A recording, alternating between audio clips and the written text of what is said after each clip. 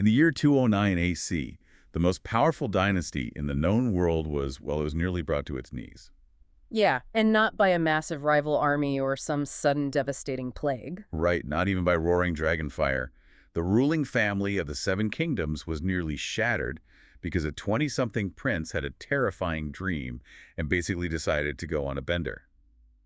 Welcome to the deep dive. We are so excited to get into this one. We really are. Today we're opening the forbidden, unsanitized pages of George R.R. Martin's Tales of Duncan Egg, specifically the Hedge Knight, alongside the dusty in-universe histories penned by the Maesters. And our mission today is not just some casual lore review, you know. We are looking way past the pristine myths of House Targaryen. Exactly. We want to unearth a much darker, far more dangerous reality about the ultimate blood magic. Dragon dreams. Right. Okay, so let's unpack this immediately, because the tension between what the history books say and what actually happened is just fascinating. It really is. I mean, we are pulling back the curtain on an era of immense political tension under King Daeron II. And the Maesters of the Citadel, they want you to believe that the Targaryen ability to see the future is this divine blessing, right? Oh, absolutely. A gift from the gods that perfectly justifies their rule over everyone else. But we are here to look at the historical record and argue the exact opposite. Because to see the future, to witness the inexorable tides of time and all their brutal, bloody detail is not a blessing. It breaks the human mind. It's just a lot. We all know the legend of Daenerys the Dreamer, right? She used this exact gift of foresight to foresee the apocalyptic doom of Valyria. Which is, you know, a huge deal. Yeah, because of her visions, her family fled their homeland before it was completely consumed by fire and ash. She literally saved House Targaryen from extinction. So on paper, possessing the mythical blood of old Valyria and having the power of prophecy is the ultimate superpower. It's the magic everyone wants. Exactly. But what happens when this generational blood magic manifests in a mind that simply cannot handle the sheer crushing weight of predestination? That is the million-dragon question. Are we looking at a supernatural gift or a psychological curse that completely traps the dreamer? That tension, you know, between predestination and free will is the very heart of the disaster that unfolds in 209 AC. It's the heaviest burden imaginable. Just imagine witnessing the horrific, violent deaths of your loved ones or seeing literal monsters rising from the shadows and knowing with absolute, unshakable certainty that you are utterly powerless to stop it. Oh, wow. Yeah, that's horrifying. We aren't talking about abstract riddles or vague poetry here. We're talking about concrete horrors. Right, and if your dreams are concrete realities, attempting to alter them might be the exact mechanism that brings them to fruition. Precisely. And this deep dive is about what happens when that paradox shatters a person's psyche, and how one prince's desperate, broken mind accidentally ignited one of the most disastrous political crises in the history of the realm. So to really understand how this political powder keg exploded, we have to look closely at the immediate power dynamic trickling down from King Daeron II to his sons. We do. Specifically, we need to examine Prince Maekar and the intense pressure cooker he created for his family. Oh man, Maekar. Yeah, Prince Maekar is the quintessential stern martial father. He is an armored shadow of a man. Just a totally battle-hardened commander who demands absolute, unquestioning perfection from his bloodline. Right. He expects his sons to be the living embodiment of Targaryen supremacy.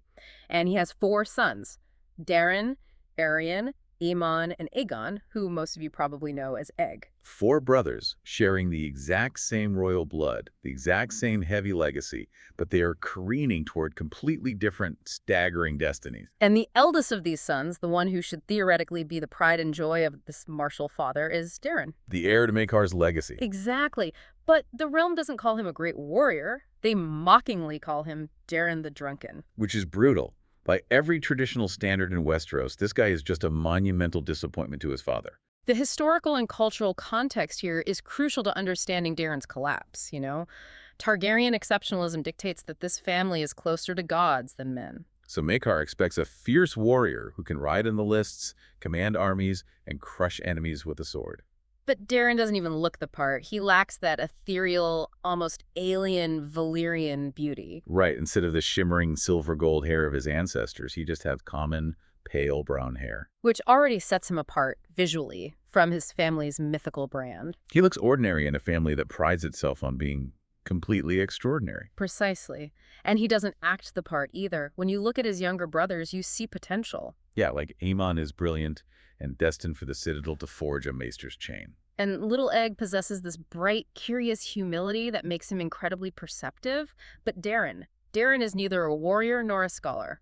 Daeron is completely consumed by something entirely different, something far more dangerous. He is a dragon dreamer. Right, he has the magic.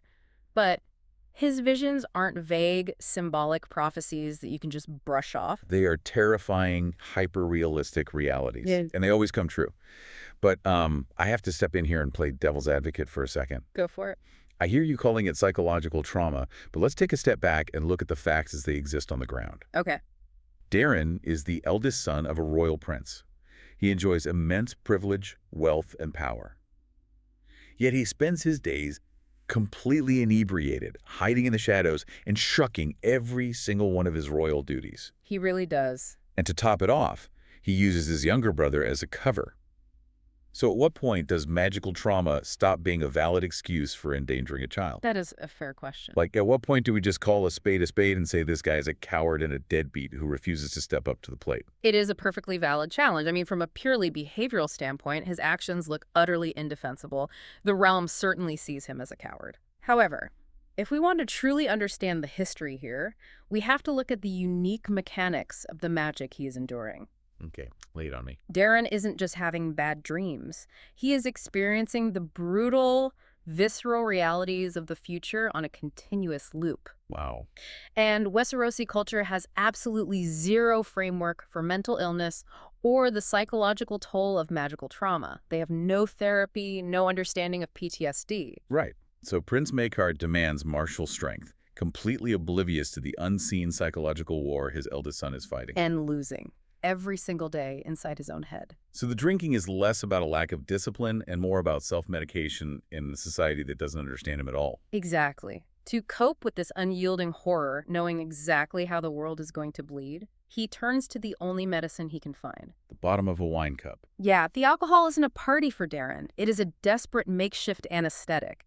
He is trying to drown his prophetic abilities to just make the vision stop for a few hours. Because Westerosi society offers no framework for his mental illness, Daeron is backed into a corner. He really is. And when his father demands a massive public display of Targaryen perfection at the upcoming grand tourney at Ashford Meadow, Daeron's only remaining survival instinct is flight. Which brings us to the inciting incident that sets this whole catastrophe into motion. Right.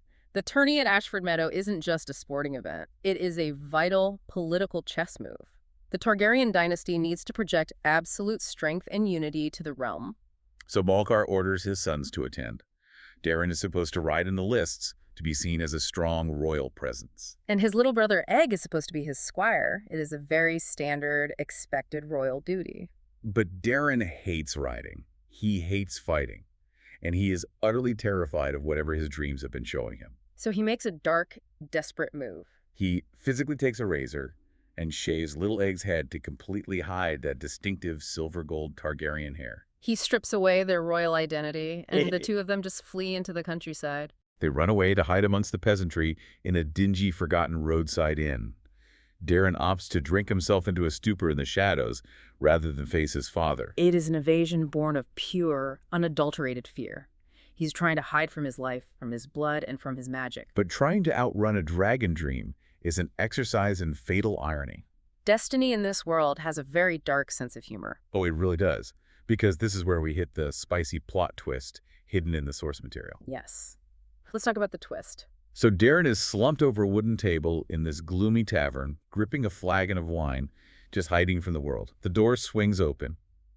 And who walks through? A towering, penniless hedge knight from the absolute worst slums of Flea Bottom, a man named Sir Duncan the Tall. Dunk. He has no idea there were royalty in the room. He's just a guy looking for a meal. But Daeron recognizes him instantly. And Daeron is struck with sheer, paralyzing terror. Daeron lifts his head from a puddle of spilled wine, points a trembling, wine-stained finger at Dunk and screams, "I dreamed of you! You stay away from me, do you hear? You stay well away." It's such a chilling moment. Now, to casual onlookers in the tavern, they just see a pathetic drunk rambling at a stranger. But we know the truth. We do. And we have to examine the specific horrifying vision Daeron saw. He didn't just see Dunk winning a joust. Right. He dreamt of a colossal, shadowy knight. And in this vision, this giant knight was standing over a great red dragon. Oh, man. The dragon was dead, crushed, fallen, broken, bleeding out on the ground, and the giant knight walked away alive. But wait, if Targaryens consider themselves closer to gods than men, wouldn't interpreting himself as a dragon in that dream be a sign of extreme narcissism, just as much as paranoia? That is a brilliant observation. Like he automatically assumes the entire cosmic vision revolves entirely around his own personal safety. And that cuts to the core of why this magic is so treacherous. Because of Targaryen exceptionalism, his paranoia translates the dead dragon in his dream as a literal, direct threat to himself. He completely misses the wider allegorical implications of the vision. He genuinely believes that this giant hedge knight who just walked through the tavern door is destined to murder him. Dunk is his personal Grim Reaper. It makes me think of this concept in aviation and driving called target fixation. Oh, what is that? It's this phenomenon where an individual becomes so intensely focused on an observed hazard like a driver speeding down a road who suddenly loses control and spots a tree. Okay. They are so terrified of hitting the tree that they stare directly at it, and because they are staring at it, their body subconsciously guides them to steer the car right into the trunk. That is a perfect analogy. By running away to hide from Dunk, Daeron is staring at the tree. He is steering his entire family right into the collision. The target fixation analogy is perfectly applied here. Prophecy in Westeros is a self-fulfilling curse. Daeron's terrified flight from the inn isn't just about avoiding a jousting tournament anymore. He is literally running for his life from the monster of his own prophecy. But by abandoning his post to hide from his supposed murderer, Daeron doesn't escape his fate. He creates a dangerous power vacuum. And nature abhors a vacuum. Because Daeron is so busy drinking in the shadows, completely consumed by his target fixation, he neglects his younger brother. Little Egg, who still desperately wants to be a squire at the tourney, grows restless. He needs a knight to serve. So, in secret, the disguised, bald-headed prince attaches himself as a squire to none other than Sir Duncan the Tall. The very man Daeron is hiding from. Exactly, which forces the issue entirely and brings the trap snapping shut around Daeron. Eventually, Prince Maekar's guards track down their missing drunken prince. They find Daeron, but they don't find Egg. Daeron is caught. He is standing there without the king's grandson, and he has to answer to his father. Think about the last time you were backed into a corner by an authority figure. Maybe it was a terrifying boss or a parent whose reaction you dreaded. It's the worst feeling. Your brain immediately dumps adrenaline into your system. You go into pure fight-or-flight mode. And sometimes, before you even consciously process the words coming out of your mouth, you utter a self-preserving lie just to make the immediate pressure stop. You just want to survive the next 10 seconds. Right. Daeron did exactly that.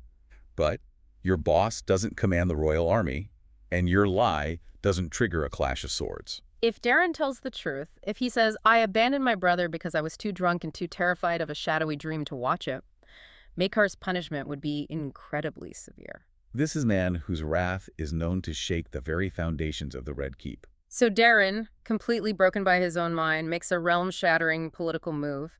He does what cowards do best. He lies. Wow. He tells his father that he didn't run away. He claims that a monstrous giant robber knight assaulted him and kidnapped Prince Aegon. But let's really look at the morality of that lie. I questioned earlier if he was just a deadbeat. Now I have to ask, is he actively malicious? It's a huge question. He isn't just saving his own skin here. He is unknowingly placing Dunk directly into the royal crosshairs. Yep. He is knowingly pointing the absolute apex of political and martial power in Westeros directly at an innocent nobody from Flea Bottom. Yeah.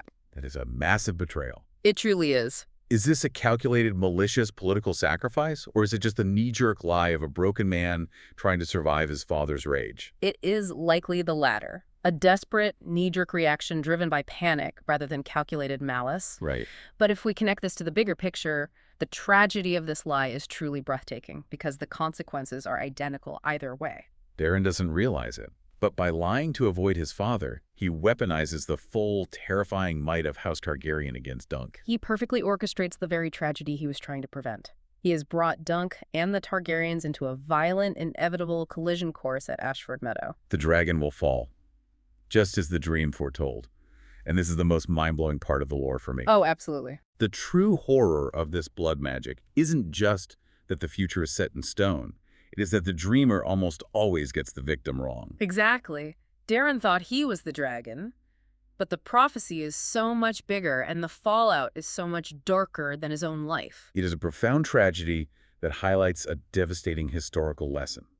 We are uncovering the harsh reality of the Seven Kingdoms here. In the brutal, unforgiving chess game of Westeros, the most catastrophic wounds aren't always inflicted by swinging swords or roaring dragonfire. Often they are inflicted by the fragile minds of broken men.